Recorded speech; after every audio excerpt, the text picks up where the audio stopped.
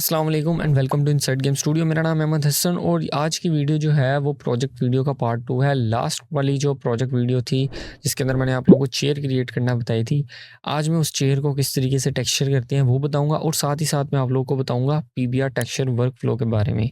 सो बगैर time waste किए मैं सीधा आप लोगों को ब्लेंडर के एनवायरनमेंट में लेकर चलता हूँ। तो यहाँ मैंने ब्लेंडर ओपन किया हुआ है और मैं इसमें शेडिंग के टैब में जाता हूँ। मैंने टैब्स के बारे में आपको अपनी लास्ट वीडियो के अंदर बताया था।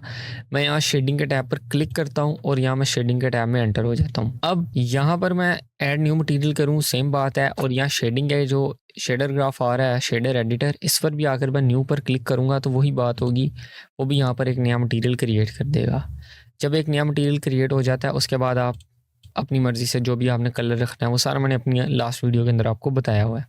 अब मैं आप लोगों को बताता हूँ कि एक सिंपल टेक्सचर और एक पीबीआर टेक्सचर के अंदर क्या फ़र्क होता है। वो समझाने के लिए मैंने यहाँ पर देखो वुड टेक्सचर सर्च किया हुआ है और यहाँ पर ये उसकी एक इमेज है। मैंने इस इमेज को डाउनलोड किया और मैं इसको ड्रैग एंड ड्रॉप अगर शेडर एडिटर में ला कर करूँगा तो ये उसकी खुद ही ऑटोमेटिकली एक नोड क्रिएट कर देगा। अब अगर इस नोड को मैं यहाँ से कलर की आउटपुट इधर बेस कलर में लगाता हूँ तो मुझे इस तरह का टेक्सचर शो होने लग पड़ेगा। अब ये बुरा नहीं है, लेकिन इसका जो नुकसान है वो ये है कि जब आप प्रोफेशनल मॉडल्स क्रिएट कर रहे होते हो तो आपको उसके अंदर उसकी फ़िज़िकल प्रॉपर्टीज़ भी चाहिए होती हैं। अब जैसे कि यहाँ पर मैंने ये इमेज बेस कलर में लगाई हुई है, लेकिन आपको भी पता है कि वुड के अंदर डिफरेंट वेरिएशन होती है रफनेस की। वुड का कोई पार्ट रफ होता है, कोई पार्ट शार्प होता है, कोई पार्ट स्मूथ होता है, तो वो टोटली डिफरेंट होता है। अब इधर तो कोई इन्फॉर्मेशन ही नहीं है। अब या तो ये वुड 100% रफ होगी या फिर 100% स्मूथ होगी, शाइनी होगी, या उसके इन बिटवीन कुछ भी हो सकती है ये चीज़। अब ये आपको सिर्फ नुकसान होता है कि आप सिंपल जब टेक्सचर इमेजेस यूज़ करते हो तो आपके पास इंफॉर्मेशन नहीं होती दूसरी चीज़ों की। अब अदर हैंड जो पीबीआर टेक्सचर होते हैं वो क्या होती है, पीबीआर टेक्सचर्स इस तरह की इमेजेस होती हैं जिसके लास्ट पर अगर आप देखोगे ना तो उन इन्फॉर्मेशंस दी होती हैं उन्होंने। जैसे कि अगर ये फर्स्ट इमेज है, इस पर लिखा हुआ है एम्बिएंट ऑक्लूजन, अगली के लास्ट पर लिखा हुआ है कलर, अगली के लास्ट पर लिखा हुआ है डिस्प्लेसमेंट, नॉर्मल और उसके बाद रफनेस। तो ये इंफॉर्मेटिव इमेजेस होती हैं, इनके अंदर इंफॉर्मेशन कंटेन होती है किसी भी ऑब्जेक्ट की डिफरेंट प्रॉपर्टीज़ के पॉइंट ऑफ व्यू से। जैसे कि कलर है तो ये कलर इंफॉर्मेशन रखेगा, ये रफनेस है ये रफनेस इंफॉर्मेशन रखेगा, इसी तरह मेटालिक होगा तो वो मेटालिक इंफॉर्मेशन रखेगा। अब अगर आप यहाँ पर देखो तो मैंने ये 3 इमेजेस यहाँ पर इंपोर्ट की हुई हैं ब्लेंडर के अंदर। अब अगर मैं इधर बेस कलर लगाता हूँ तो यहाँ पर देखो कि जस्ट बेस कलर आप लोगों को शो हो रहा है। अब इसमें और जो मैंने लास्ट आपको वुड वाली इमेज लगा कर दिखाई थी, इस टाइम उन दोनों में कोई फ़र्क नहीं है क्योंकि दोनों के अंदर वही बस बेस कलर की इन्फॉर्मेशन है।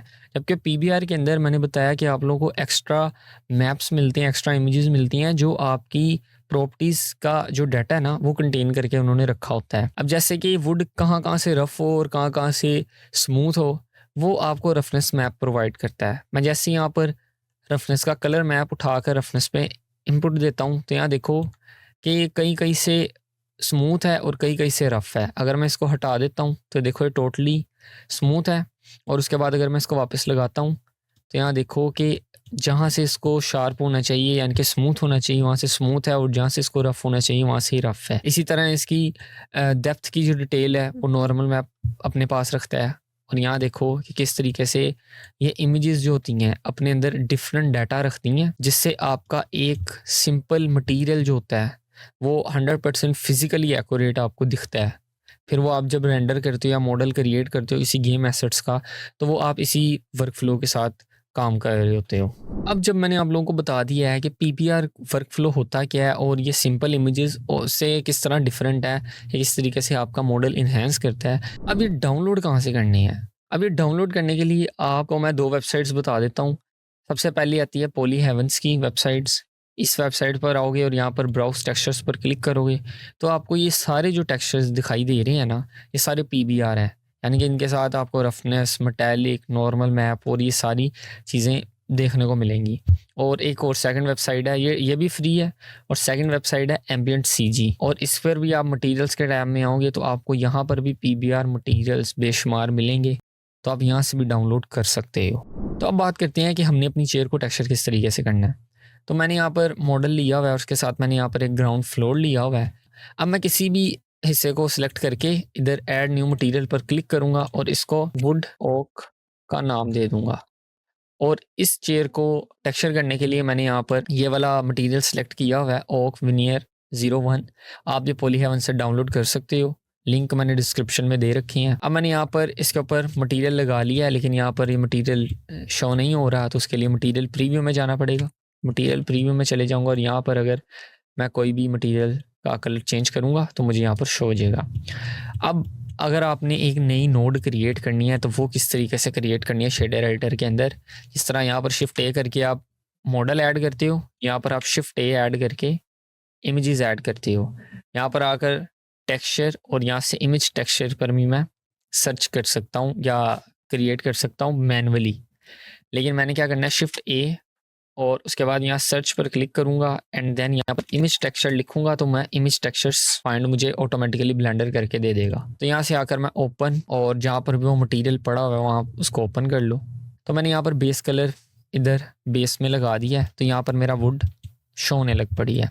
अब मैंने मटेरियल्स कॉपी करनी है इस ऑब्जेक्ट से दूसरे ऑब्जेक्ट्स पर भी, बाकी चेयर के ऊपर भी, और मैंने इसको फ्लोर के ऊपर भी करके दिखाना है। तो मैं क्या करूँगा, ये ऑब्जेक्ट सेलेक्ट किया, उसके बाद ए प्रेस करूँगा तो यहाँ दो तरह की सिलेक्शन हुई हुई है। एक आप देखोगे ऑरेंज कलर की है और एक आप देखोगे थोड़ी येलोइश सी कलर की है। तो जो येलोइश सी कलर की है ना, वो आपकी एक्टिव सिलेक्शन होती है। अगर मैं किसी दूसरे ऑब्जेक्ट को अगर सेलेक्ट करूँगा तो वो देखो वो अब ऑरेंज हो गया हुआ है, येलोइश सा हो गया हुआ है, सॉरी, और जो बाकी है वो ऑरेंज हो गया हुआ है। इसका मतलब है जो लास्ट सिलेक्शन होती है ना वो आपकी, वो थोड़ी येलोइश सी होती है। तो मैंने यहाँ पर आकर इस ऑब्जेक्ट को सिलेक्ट करता हूँ क्योंकि इसके ऊपर मटेरियल लगा हुआ है and then control L press करूँगा तो लिंक मटेरियल्स पर क्लिक कर दूंगा तो यहाँ पर मेरा जो सारे मटेरियल हैं वो कॉपी हो जाएंगे सब ऑब्जेक्ट्स के ऊपर। तो मैं अभी के लिए चेयर जो है वो हाइड कर देता हूँ और जस्ट मैं अपना फोकस इस प्लेन के ऊपर रखता हूँ ताकि मैं अपना मटीरियल करेक्ट बना सकूँ। तो मैं चेयर के ऑब्जेक्ट सेलेक्ट करके एच प्रेस करूँगा तो ये हाइड हो जाएंगे। अगर मैंने हाइड नहीं करना तो मैं क्वेश्चन मार्क प्रेस करके इसके प्लेन के ऊपर मैं क्वेश्चन मार्क प्रेस करूँगा तो मैं इसको आइसोलेट कर लूँगा कि मेरी चेयर हाइड हो जाए और बाकी का जो मेरा ये प्लेन है वो मुझे शो हो जाए। अब मैंने इसको रफनेस देनी है तो मैं यहाँ पर शिफ्ट ए सर्च में आकर इमेज टेक्सचर इस तरह सर्च करूँगा तो मुझे इमेज टेक्सचर शो हो जाएगा। उसके बाद मैं यहाँ पर ओपन करूँगा और जो मेरा लास्ट मटीरियल है उसमें आकर जिसके लास्ट पर रफनेस लिखा होगा मैं वो रफनेस मटीरियल सेलेक्ट कर लूँगा। जैसे यहाँ देखो अंडरस्कोर रफ लिखा है, मैं इसको सेलेक्ट करके इसको जाकर रफनेस में लगा दूँ। तो अब ये मटेरियल इस तरीके का होगा कि इसकी ये रफनेस ये बिफोर और ये आफ्टर, ये कहाँ से इसने रफ होना और कहाँ से इसने नहीं होना। तो वो रफनेस की जो इमेज है वो ये डाटा कंटेन करती है कि कहाँ से उसने रफ होना और कहाँ से नहीं होना। अब नेक्स्ट चीज़ इसके अंदर आती है नॉर्मल्स। अब ये मैं आप लोगों को मिनिमम मैप्स बता रहा हूँ कि ये 3 मैप आपको चाहिए ही चाहिए होते हैं। आपको अगर आपका ऑब्जेक्ट मेटालिक है तो उसके साथ आपको मेटालिक मैप मिलता है, तो वो मेटालिक मैप आप इस मेटालिक की जगह पर लगाते हो कि इसने कितना मेटालिक होना और कितना नहीं।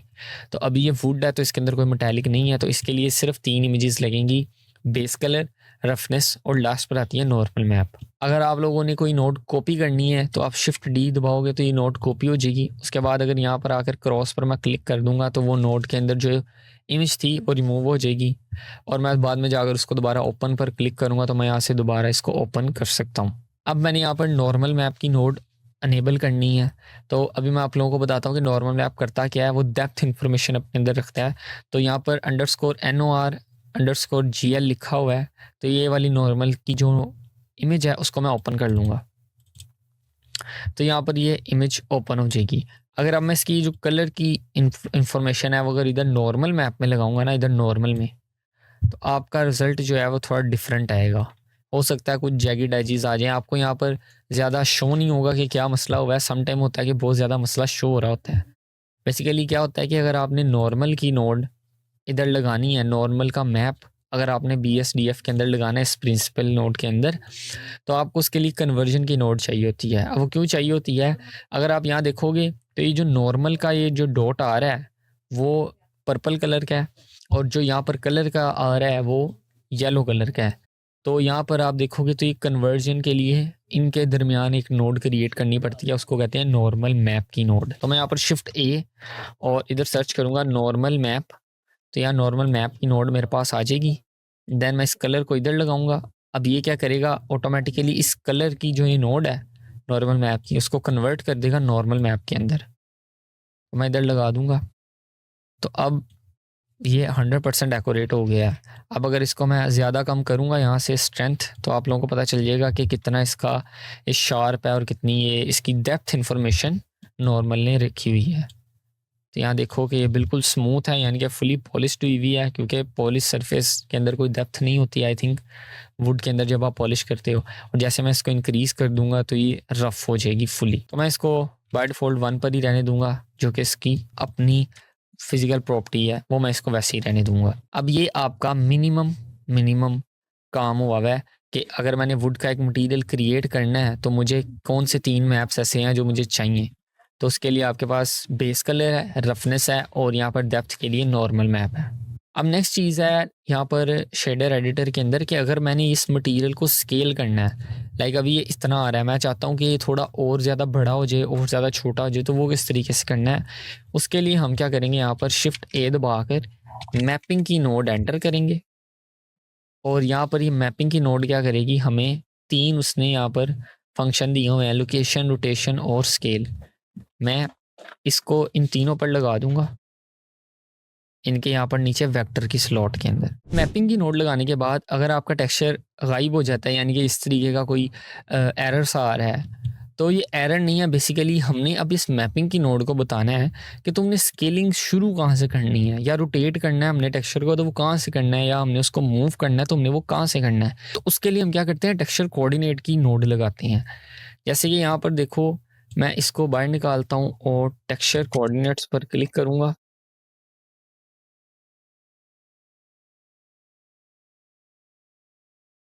अब यहाँ देखो मैंने टेक्सचर कोऑर्डिनेट्स पर लाया हूँ और मैंने यहाँ पर यूवी सेलेक्ट किया हुआ है। अगर मैं यहाँ किसी दूसरे कोऑर्डिनेट्स को सिलेक्ट करता हूँ, जैसे कि ऑब्जेक्ट को करता हूँ, तो यहाँ देखो कि कोई फ़र्क नहीं पड़ा, बस टेक्सचर जो है वो थोड़ा और डेंस हो गया है। अगर मैं यहाँ से आकर विंडो पर आता हूँ तो यहाँ आपको आइडिया हो जाएगा कि टेक्सचर कोऑर्डिनेट वर्क किस तरीके से करती है। तो यहाँ देखो ये जो टेक्सचर है वो मेरे कैमरे के साथ अलाइन हो गया। मैं कहीं से भी देखूंगा तो ऐसे लग रहा है कि वो एक ही जगह इमेज है और मेरा ऑब्जेक्ट ही सिर्फ मूव कर रहा है। तो यहाँ पर जब आप इमेज टेक्सचर्स यूज़ करते हो तो आप यहाँ पर यूवी कोऑर्डिनेट्स का इस्तेमाल करते हो। तो यहाँ मैं यूवी कोऑर्डिनेट्स पर क्लिक कर दूंगा।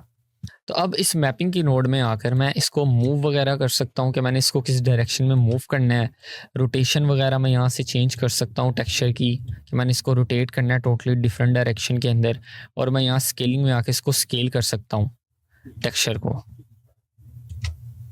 और अगर मुझे इसकी ये जो सारी इन्फॉर्मेशन है उसको वापस ज़ीरो करना है तो मैंने नोड सेलेक्ट करके बैक स्पेस पर क्लिक करूँगा तो ये नोड रीसेट हो जाएगी। अब इस तरीके से आपका एक बेस मटेरियल क्रिएट होता है कि अब यहाँ पर देखो कि ये फिजिकली एक्यूरेट है, लाइटिंग के साथ परफेक्टली वर्क कर रहा है, उसकी डेप्थ वगैरह सारी इन्फॉर्मेशन यहाँ पर है। और मेरे पास यहाँ पर कंट्रोल वगैरह भी है कि मैंने इसको स्केलिंग करनी है, रोटेट करना है, वो सारा मैं यहाँ से कर सकता हूँ। और अब अगर मैं यहाँ पर चेयर अनेबल करता हूँ तो यहाँ देखो कि जिस तरीके से इस प्लेन के ऊपर टेक्सचर आ रहे हैं उस तरीके से इस चेयर के ऊपर टेक्सचर्स नहीं आ रहे। उसका क्या रीज़न है?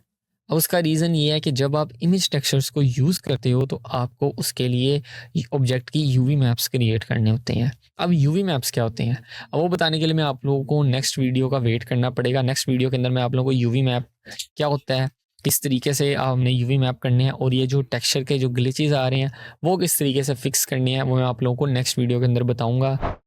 तो मेक श्योर कि आपने चैनल को सब्सक्राइब किया हो, वीडियो को लाइक करें, कमेंट करें, और डिस्क्रिप्शन के अंदर मैंने अपनी डिस्कॉर्ड कम्युनिटी का लिंक दिया हुआ है, जाकर ज्वाइन करें।